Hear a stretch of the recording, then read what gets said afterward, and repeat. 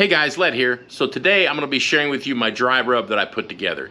This has taken me a few years to get to where I'm at right now with it. I've been searching for depth. Like, you go to a rib place and you have these amazing ribs and the rub is so good that they have on it. It's more than your typical salt and pepper. There's a lot to it for depth. So I've been searching for that here at the house. And I believe I found it, and about a year ago I found my final ingredient. I'm pretty sure I've got it perfected for what I need. I will always be searching for something better to increase the depth of flavor, but let me share this with you right fast, and the next time you see this, it'll be on something delicious on the grill. Stay tuned.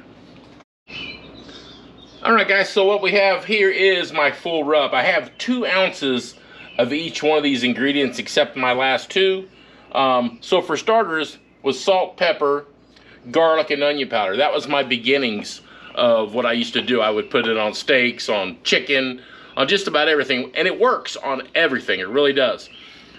You can put it on ribs, you know, pork butt, anything, and it's good. You can taste each one of the flavors. It does a great job. The salt does a great job, but you know, you're at home grilling that and it tastes great. Then you go someplace else and you have this amazing rack of ribs and you're like, how the heck did they get that flavor? So I've been searching and searching. So I added to this paprika, I've got cumin, I've got chili powder, and that was my rub. My next phase of my rub, the next step was these 3 added onto it. And all of a sudden my rub starts coming together. It starts tasting very, very nice. But it's still looking for depth. So a little more depth. So past that, I started adding cayenne pepper. I've got 1 tablespoon of cayenne pepper over here, and that really helped it out. It gave me some heat and just a little more depth. And then about a year ago, I met all my friends from the UK, and they say, Led, you got to eat Colmans powdered mustard. And so I started eating Colmans powdered mustard. I tried it. It about killed me in the beginning. And then I had this epiphany. Of course, several people said this also, to put it on meat. So what did I do? I took a tablespoon of the Colmans and I stuck it in my rub. And all of a sudden, there's a depth, a level of something in there. It's the next level, I guess that's what I'm trying to say. And if you don't know what I put in this, you'll never figure out what it is. You can never guess what it is. But there's all of a sudden another level of flavor in this rub that is bomb. I put it on ribs, and they were the best ribs I've ever cooked in my life. The flavor was amazing. So I'm gonna put all these in here, stir them up, and get them bagged up. What's crazy is just sitting here, I'm getting this aroma from all these together. It's even more intense once you mix them together. And they kind of marry together, and all of a sudden you got this crazy, wonderful smell coming out of that bowl here in a second. It is quite wonderful. Let's mix this up. Okay guys, going in with my salt first. This is kosher salt. I got a little pepper there where I mixed them up. This is kosher salt going in. I like kosher salt. I like the bigger flakes. It's got great flavor. This is some nice fresh pepper. Now when you're doing this, the fresher the ingredients you can get, the better off you're going to be. If you can grind them yourself and actually make your own, that would be even better. Going with our garlic, onion powder, paprika. That's what gives you a really nice flavor, the paprika. These darker colors really add to the flavor, or the color, I mean. There goes our cumin. And then our chili powder. Now, I do equal amounts of all these. Some people do like half chili powder. It's all in what you want. You decide what you like as you're making this. And then we got our Colmans and our cayenne pepper. Now I'm gonna mix this up really, really well. All right, let's just get this going. Mix it for a while. You want the Colmans to spread through the whole thing, the Colmans and the cayenne.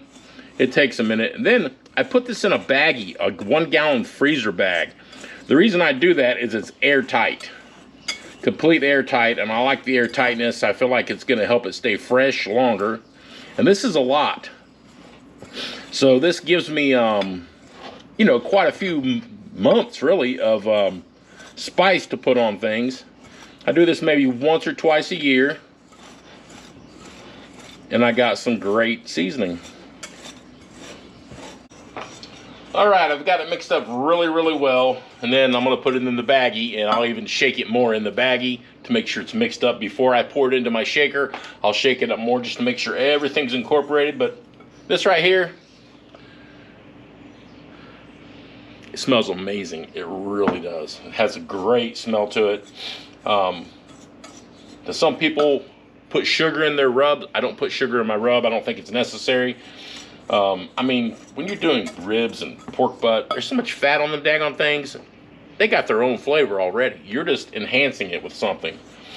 I like doing this another reason, because it's cheap. There are some people out there advertising the rubs that they put together, and they're expensive, and then you see them literally taking a container, putting a whole container on a piece of meat. On some piece of meats, I put a lot, like let's say we're doing ribs or a pork butt. I'll cover them really good, but I'm not going to dump a whole container. It's just waste, because a lot of it just falls off, so there's really no sense in doing that.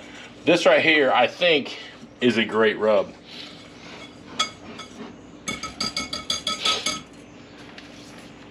So I'm going to put this in a baggie. Hope I can do this without making a mess. This is a freezer bag. Let's keep this in my cupboard. Yeah, gotta be careful here.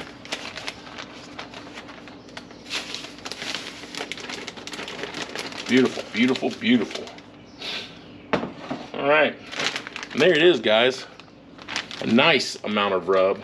I think those little containers I use, they're about $2 a piece. So I don't got a whole lot of money in this compared to going out and buying it. And there's nothing bad in this. There's no preservatives. It is straight spice.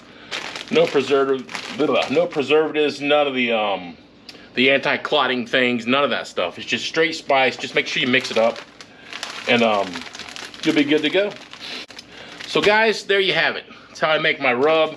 I've been meaning to do this video for a while. I've had several people asking about it. This last few weeks have been busy for me, my fishing trips, and just busy.